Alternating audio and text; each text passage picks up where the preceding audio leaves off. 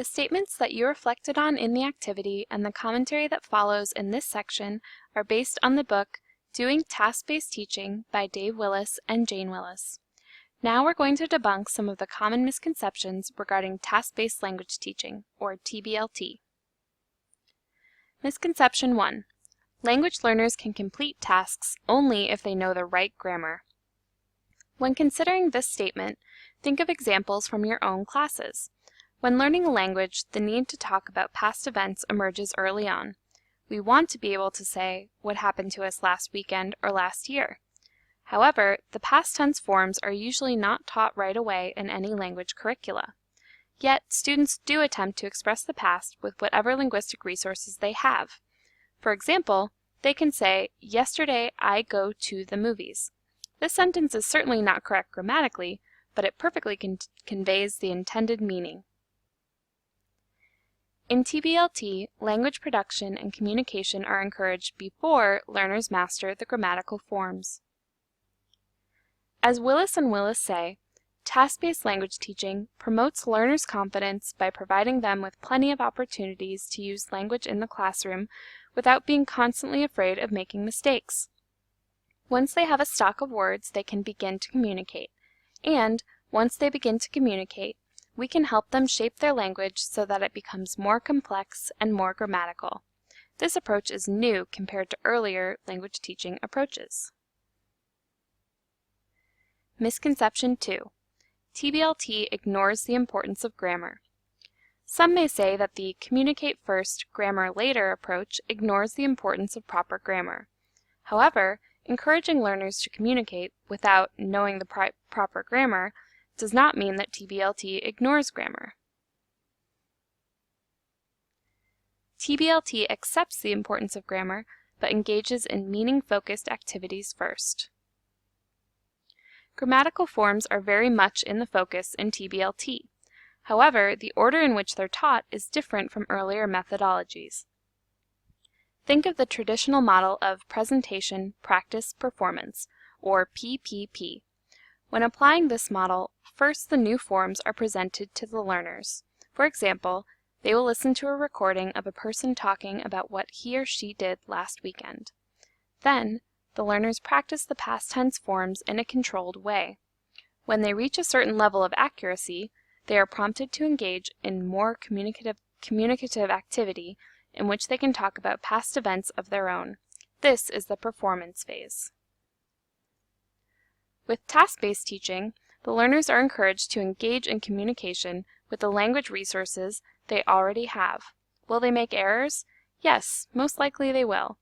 At the same time, engaging in meaning-focused activities makes learners acutely aware of what they need to learn, which increases their motivation and provides a meaningful context. Then, they are given form-focused activities to help them develop that language. Later, they may do another meaning-focused task, which gives them the opportunity to use some of the language forms they have practiced earlier. Misconception 3. TBLT is not suitable for learners who are preparing for a language exam. It is true that task-based teaching is not designed with examinations in mind.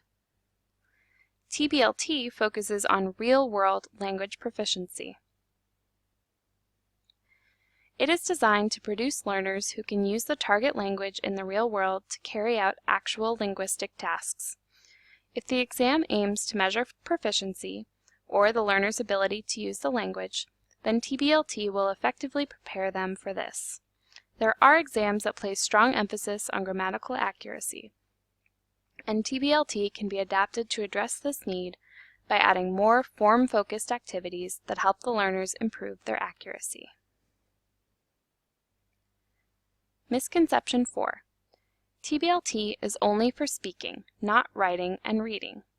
Many people believe that TBLT focuses almost entirely on the spoken language. TBLT can be applied to teach both speaking and reading. There is certainly a lot of talking in the task-based classroom from both teachers and learners, but TBLT can also be applied to teach reading and writing. Speaking is not the only task. Reading and writing are tasks as well.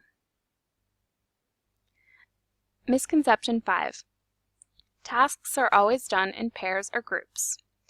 It is true that task-based teachers like learners to work in pairs and groups. However, this is done simply because TBLT gives learners more opportunities to collaborate and use the language. Collaborative teaching techniques such as think, pair, share promote meaningful language use. The most important thing in TBLT is the willingness to engage with learners in communication and allow learners the freedom to use the language even if they make mistakes.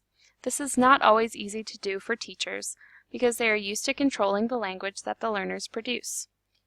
TBLT requires the teacher to give up some of this control and have confidence in the learners, despite the errors that learners will likely make.